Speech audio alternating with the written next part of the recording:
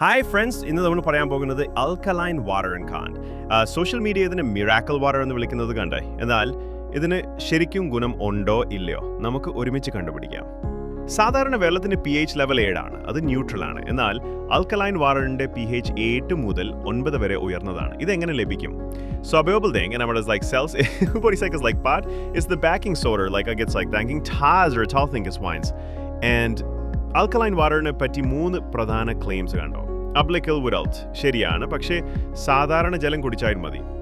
Anti ageing, free റാഡിക്കലുകൾ തടയാൻ സഹായിക്കും, പക്ഷേ വൈറ്റമിൻ സി, ഇ ഉള്ള പഴങ്ങൾ കൂടുതൽ നല്ലത്.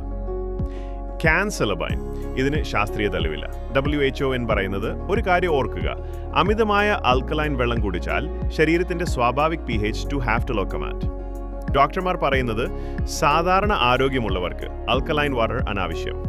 ഗേർഡ് എന്ന ആസിഡിറ്റി ഉള്ളവർക്ക് ക്ഷാരജലം സഹായിക്കാം, പക്ഷേ നിരന്തരം കുടിക്കരുത്. കിഡ്നി പ്രശ്നമുള്ളവർ pH മാറ്റം അപകട സാധ്യത ഉണ്ടാക്കും. ഏറ്റവും നല്ലത് ശുദ്ധമായ വെള്ളം ധാരാളം കുടിക്കുക. Alkaline water it was A magic drink ഇല്ല. ശാസ്ത്രീയമായ ഹൈഡ്രേഷൻ മാത്രമാണ് പ്രധാനം. നിങ്ങളുടെ അഭിപ്രായം എന്താ കമന്റിൽ പറയൂ. ഇഷ്ടമായെങ്കിൽ ലൈക്ക് ആൻഡ് ഷെയർ ചെയ്യൂ. ഓരോ ആരോഗ്യം അറിയാൻ സബ്സ്ക്രൈബ് ചെയ്യൂ.